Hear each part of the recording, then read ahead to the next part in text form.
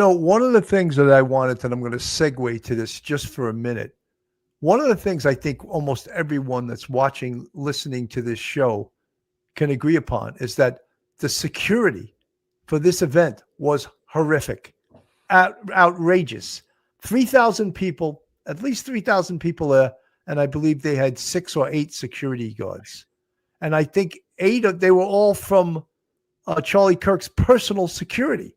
So the university, Utah Valley University, where were they?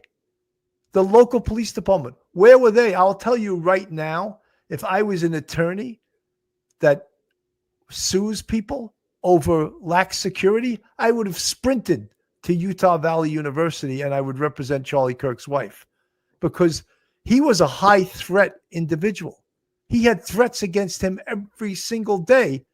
And when he goes and speaks, in fact, many of the students at the school tried to prevent him from speaking, and they were unsuccessful. I believe they took up a petition. So the school responds to that by basically giving him zero security. I think they got a big problem once some big time attorney slaps them with, a 9 or 10 figure lawsuit on lax security for a controversial figure, Charlie Kirk, a conservative speaker. Your thoughts? Bill, negligence is duty, breach, causation, and injury. In this case, you got all 4 elements of negligence. They can claim that they're not used to having speakers like this, but you know what? That's not going to fly, because you have sporting events on campus with thousands of people cheering on a basketball team or a baseball team or a football team. There's a protocol for handling events. Security graduations, when you have, all the graduates and their parents, and, what maybe they didn't think they would need it for Charlie Kirk, or maybe what they could have said was, look, have a more controlled environment. We'll be inside an auditorium where we won't have the need for so many security.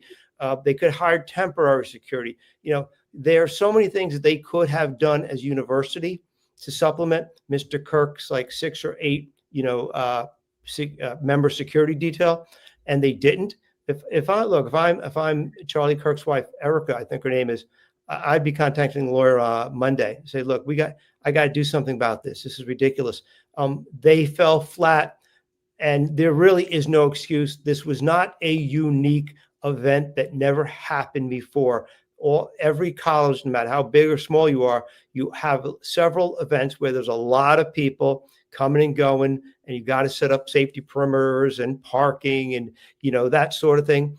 And so what they were thinking, I don't know, but I don't want to see anybody's head roll, but maybe someone's head should roll in this case, and maybe the head of security.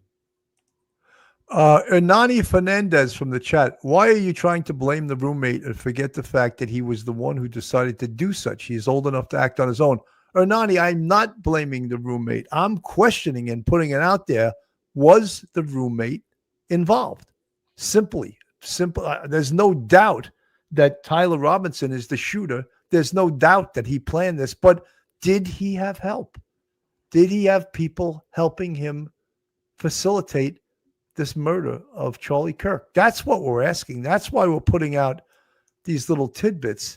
And the other thing, when we're getting to the security part of this, what event on any college campus can you just bring in backpacks or not be searched or not have to go through a magnetometer? Especially, it's an outdoor event here, right? It should be fenced off some way. And in addition, a huge pet peeve, who was covering the roof? No one. That's the answer. No one was. And didn't we learn anything from Butler, Pennsylvania, when the shooter got on the roof and shot President Trump? We've learned nothing. So this security was absolutely laughable.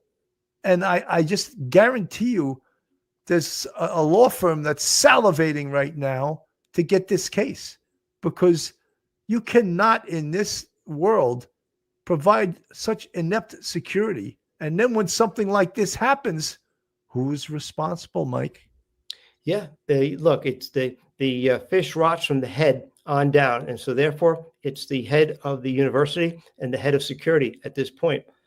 This isn't unique. This is not a unique event that's never happened before on that campus. You have these kind of events, indoor, outdoor, large, small. You have them all during the year. There's no excuse. And you bring up Butler, Pennsylvania.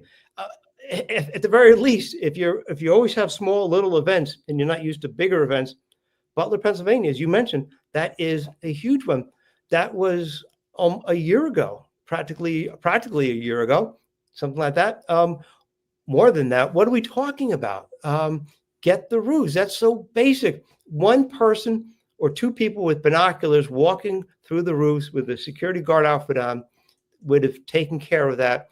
The shooter would have seen that, and they probably would have abandoned his plans, and that would have been a good thing. No excuse for that. Security 101.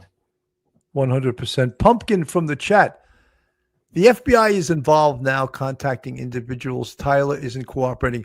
You know, Pumpkin, the press incorrectly puts that stuff out. All right. Tyler Robinson was turned in by his father. Did he initially cooperate? Did he initially make a statement?